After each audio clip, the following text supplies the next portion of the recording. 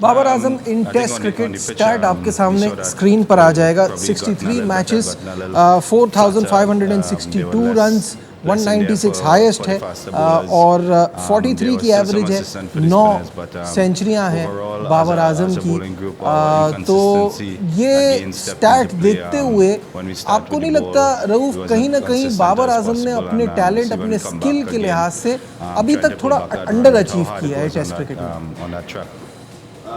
देखिए, बेसिकली ये तो एक पर्सनल माइलस्टोन है। असल चीज़ ये होती है कि एक प्लेयर अपनी नेशन को क्या दे रहा है, अपनी टीम को क्या दे रहा है, अपने कंट्री के लिए क्या डिलीवर कर रहा है। क्योंकि सबसे प्रायोरिटी पे आपका अपना कंट्री होना चाहिए, आपकी टीम होनी चाहिए और आपकी रैंकिंग होनी चाहिए। अगर आपके कंट्री की रैंकिंग 10वें नंबर पे है, सबसे बॉटम पे, आप वर्ल्ड टेस्ट चैंपियनशिप से बाहर हैं, आप आईसीसी का कोई इवेंट भी जीत सके, तो ये फिर पर्सनल माइलस्टोन में तो ठीक है, उन्होंने बहुत कुछ अचीव कर लिया या करते रहेंगे। मगर जब हिस्ट्री लिखी जाएगी क्रिकेट की, तो उसमें एक साफ लिखा जाएगा कि इन्होंने पाकिस्तान के लिए कुछ डिलीवर नहीं किया, अपने कंट्री को ये फ्रंट से लीड नहीं कर सकी और उसको जिसका उनका कंट्री हकदार था ऊपर जाने का, जहाँ पे किसी दौर में पाकिस्तान फिनिश करता रहा टॉप 5 में, पर टॉप 3 टीम्स में या टॉप 2 में, उस तक ले जाने में नाकाम रहे। तो असल चीज़ मेरे ख्याल में पाकिस्तान की रैंकिंग है। बात ये है कि this is a team game ना, इसमें आप जब जाहिर है आप जब ग्रेड्स की बात करते हैं तो उनके आसपास, उनके सराउंडिंग में भी तो बड़े प्लेयर्स होते हैं। देखें, I have been very critical about Babar Azam's performance,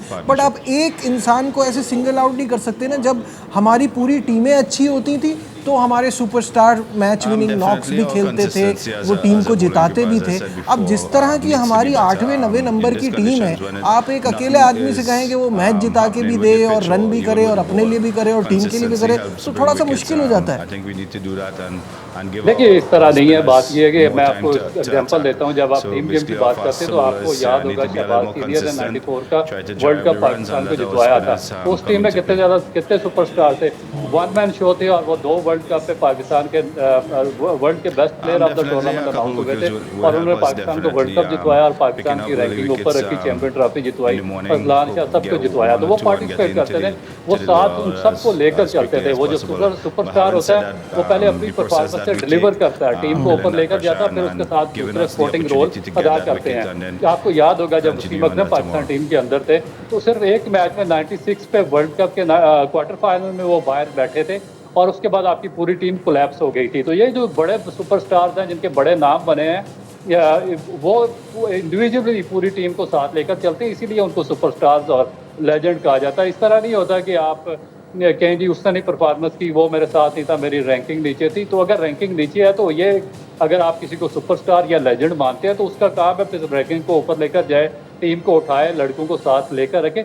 ये नहीं है कि आपके सामने कई, आप देखें टेस्ट मैचेस में कई दफ़ा ऐसे मौके आए हैं, मैं पिछली 8-10 टेस्ट मैचेस का हवाला दे सकता हूँ जिसमें बाबर आजम सिंगल हैंडेडली पाकिस्तान को, अगर वो 70-80 रन या 100 रन की कोई इनिंग खेलते तो पाकिस्तान ना सिर्फ टेस्ट मैच जीत सकता था बल्कि अच्छी पोजीशन पे खड़ा हो सकता था। मगर वो वही 10-15 रन या 10 रन में वो आउट हो गया और फिर टीम मजीद कोलैप्स कर दी चली गई। तो ये लेजेंड नहीं होता, लेजेंड वो होता है जो पूरी टीम को लेकर लिफ्ट करे और ऊपर लेकर ले। बिल्कुल ठीक है, फेयर इनफ। और पिछले मैच की तो एग्जांपल है ही कि वो पहले बॉल पे सिंगल लेके टेल को थोड़ा सा उन्होंने एक्सपोज किया, तो वो भी उसकी वजह से भी हम वहाँ से भी कुछ और बेहतर कर पाते। जीतना तो शायद खैर मुश्किल ही नज़र आ रहा था। डिस्कशन अभी जारी है, यहाँ लेते हैं एक छोटा सा ब्रेक, कहीं मत जाइएगा, will be right back. Glad to have you back once again to Sports Room।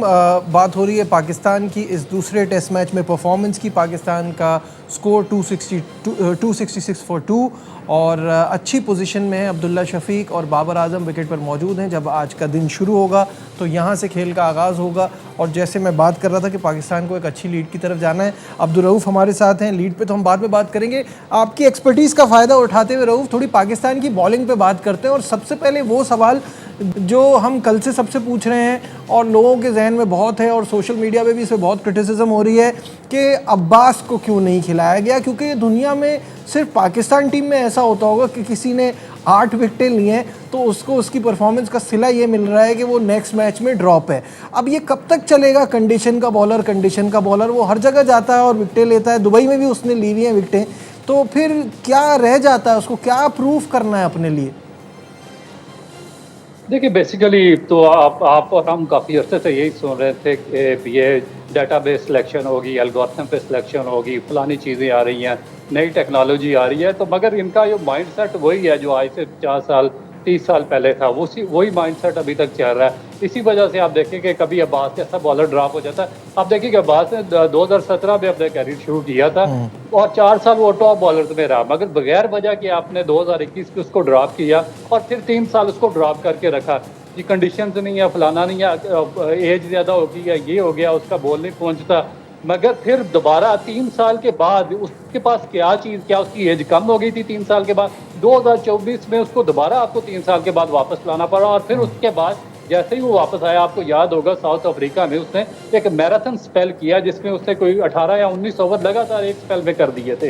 तो ये फिटनेस एक ऐसे बंदे को ड्रॉप किया जो 19 ओवर लगातार कर सकता, वो 3 साल पाकिस्तान से क्रिकेट नहीं खेल सका और अभी दोबारा वो उसको वापस लाए हैं। और फिर देखें कि जब पाकिस्तान ने अब्बास के होते हुए टेस्ट मैचेस खेले हैं टोटल, उसमें से पाकिस्तान का जो नंबर 1 प्रीमियर बॉलर है जो आईसीसी रैंकिंग में मौजूद है, वो सिर्फ आधे टेस्ट मैचेस खेला है। और उसके बाद फिर आप देखें कि इसको काशिफ अली को खिलाया था लास्ट सीरीज में, उसको 1-2 मैचेस के बाद ड्रॉप कर दिया। मूसा खान को एक टेस्ट मैच खिला के ड्रॉप कर दिया। नुमान अली अभी करंट आपका आईसीसी रैंकिंग में एक वाहिद बॉलर है जो आईसीसी रैंकिंग में था, आपने उसको इस सीरीज से निकाल दिया।